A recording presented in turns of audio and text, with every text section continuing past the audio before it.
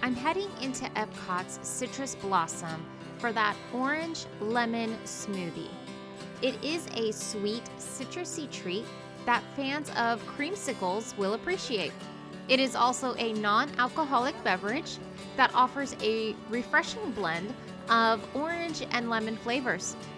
It's a popular choice for those seeking a cool, sugary pick-me-up during the Flower and Garden Festival.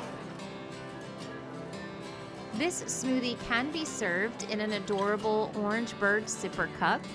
While some guests find the smoothie overly sweet, others enjoy its nostalgic, sherbet-like taste. It's smooth, it's creamy, it's fun. It's also a family-friendly option that's especially appealing on those warm summer days. If you're a fan of sweet, citrus-flavored drinks and love Disney collectibles, the Orange-Lemon Smoothie is totally worth a try.